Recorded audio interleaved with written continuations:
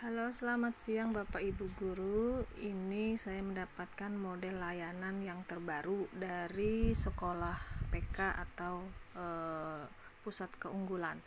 Ya, jadi model layanan BK yang terbaru ini sudah telah dibuat oleh dari PM4TK ya. Di sini ada beberapa modelnya.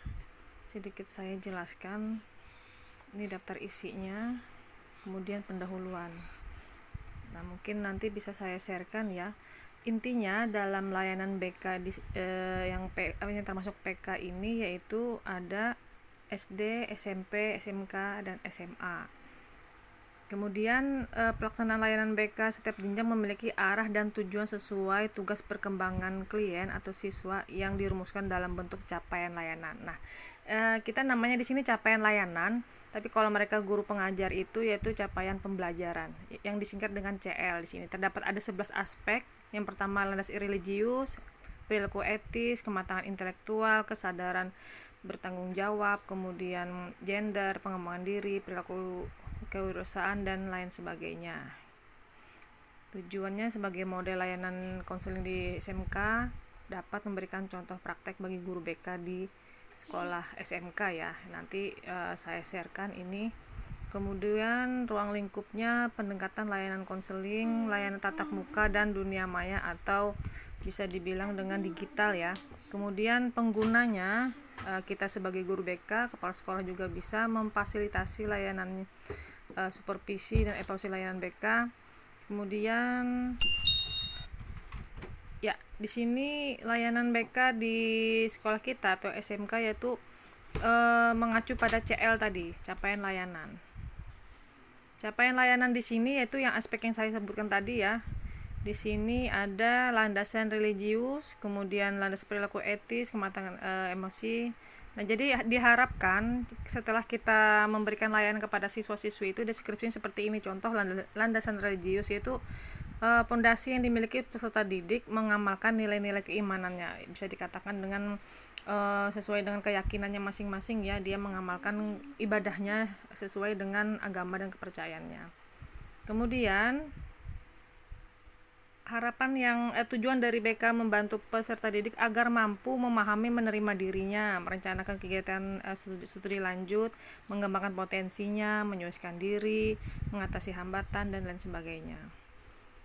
Kita next saja. Kemudian nah ini ada kurikulum SMK Pusat Keunggulan yaitu tentang pengembangan kurikulum, pengembangan bahan ajar, pendampingan, penilaian hasil belajar. Nah, ini semua diharapkan di sekolah kita kan sudah SMK PK ya, diharapkan kita bisa menggunakan kurikulum yang baru ini.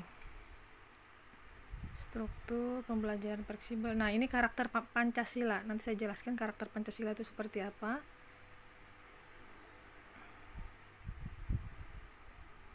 Next saja ini ya, ini sifatnya umum.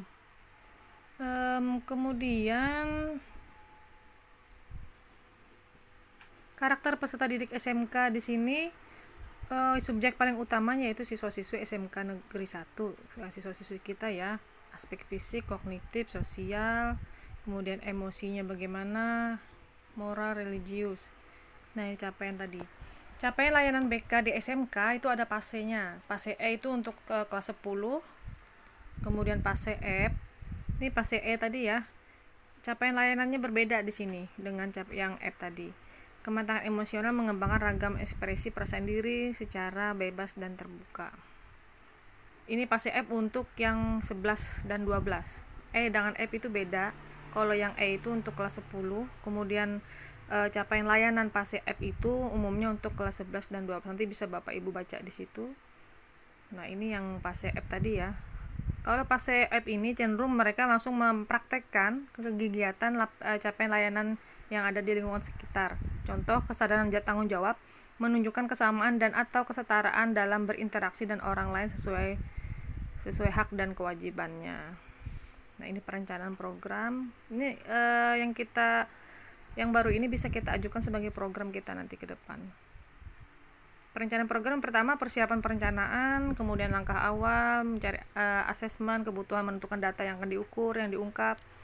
Kemudian tahapan perancangan, penyusunan program ya. Penyusunan program di sini ada visi dan misi, kemudian kebutuhan, tujuan, komponen, bidang layanannya, rencananya, penyusunan RPL. Nah, ini RPL ini yang pasti isinya sederhana namun detail, spesifikasinya, kegiatannya, tujuannya, penilaiannya. Mungkin sama aja seperti RPL yang tahun-tahun kemarin ya, hanya lebih spesifik. Ini RPL BK inspiratif, topiknya tugas perkembangan, rumusan komputasional, pengenalan, akomodasi, sama aja nih, hampir mirip dengan RPL yang tahun kemarin. Kemudian pemetaannya di sini, setelah merancang program maka guru BK dapat melaksanakan layanan kepada peserta didik secara terarah ya. Ini contoh di sini kegiatan layanan BK.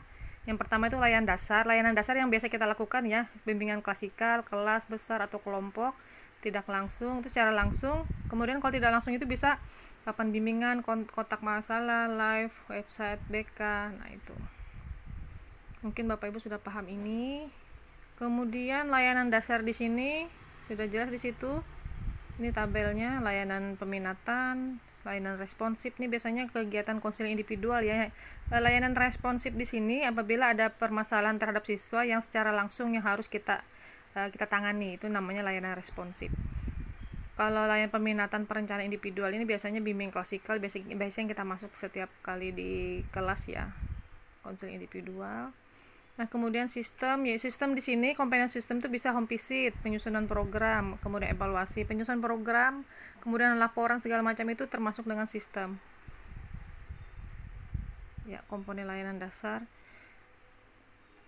Komponen layanan dasar di sini termasuk dengan bimbingan klasikal ya, di classroom atau kita sering masuk itu. Kemudian contohnya di sini tema-tema yang kita pakai, misalnya motivasi belajar, manajemen waktu, self love, pengenalan bakat minat, tipe kepribadian, ini bisa termasuk dengan bimbingan klasikal. Klasikal secara besar ini biasanya yang saya pernah berikan ya pada saat MPLS, yaitu memberikan materi tentang bimbingan dan konseling pada saat masa orientasi. Itu bisa disebut dengan bimbingan skala besar. Bimbingan kelompok bisa kita panggil beberapa anak yang mempunyai masalah yang sama, misalnya ya tentang konsep diri positif, tips belajar, misalnya ada anak-anak yang bagaimana Pak Bu cara membagi waktu yang pas. Kita bisa memanggil siswa melalui Zoom, melalui dengan konsep diri remaja kah, tips belajar efektif, bagaimana cara belajar selama daring, itu bisa kita panggil 4-5 orang atau 4-8 orang. Nah, kemudian komponen lain peminatan perencanaan, saya rasa ini sudah paham ya, sudah dipahami.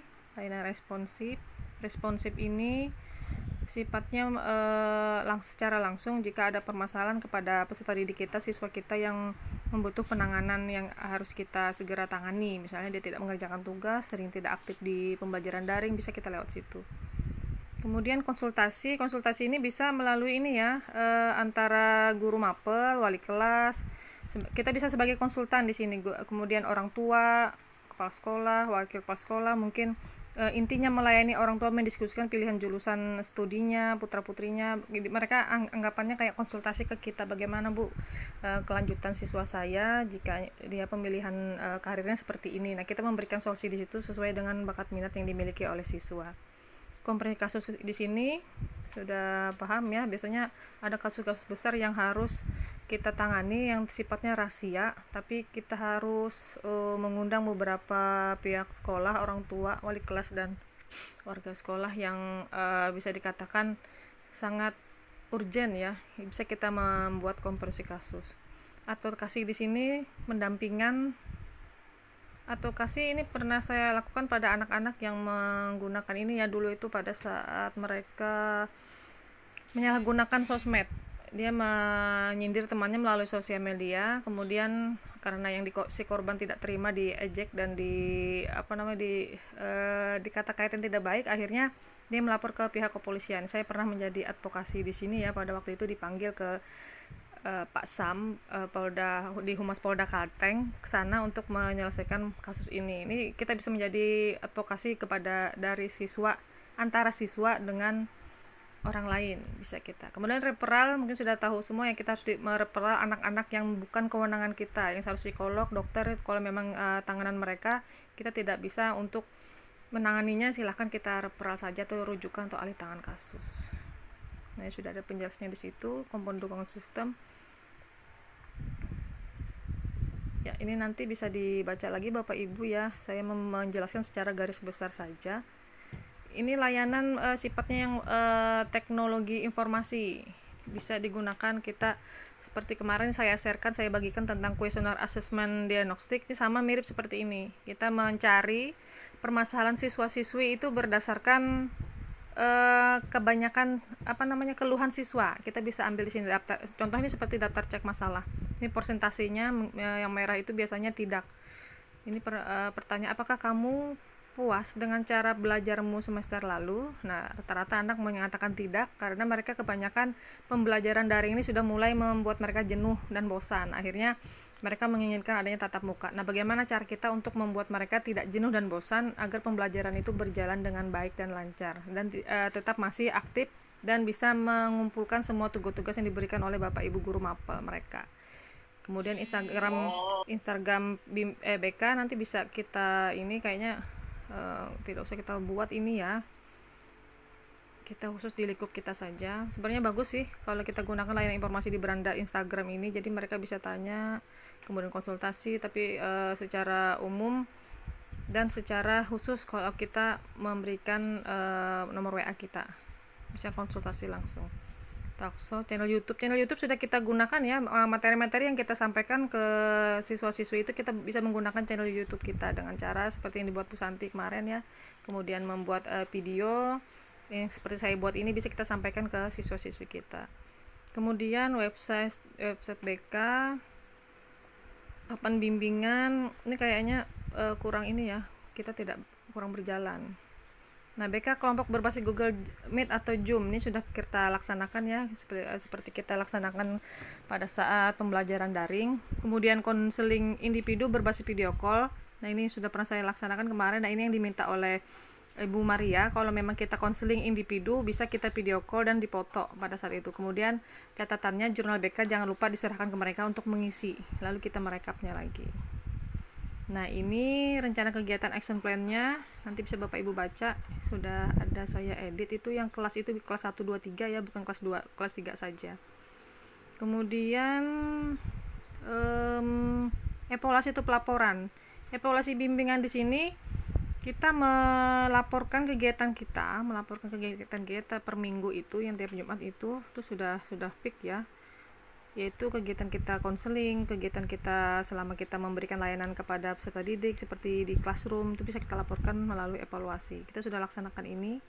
Kemudian pelaporan memberikan informasi kemajuan dinamika permasalahan keunggulan serta capaian program BK. Nah, kita bisa membuat pelaporan ini. Selama ini kita laksanakan dengan baik sesuai dengan kelas binaan masing-masing. Tindak lanjut. Ya, kayaknya seperti itu saja ya Bapak Ibu. Intinya sekolah PK ini kurang lebih sama dengan yang tahun-tahun kemarin saja. Bedanya itu kita memberikan capaian layanan, ada perubahan terhadap siswa-siswi setelah kita konseling. Ya, intinya seperti itu. Ya, nanti jika ada yang mau ditanyakan nanti bisa kita rundingkan lagi di sekolah untuk pengembangan pelayanan guru BK terhadap siswa kita semua. Jika ada yang bertanyakan nanti silakan wapri saya ya. Terima kasih atas perhatiannya. Jika ada yang masih kurang jelas kita bisa nanti diskusikan bersama. Saya rasa hari ini cukup. Terima kasih, selamat siang.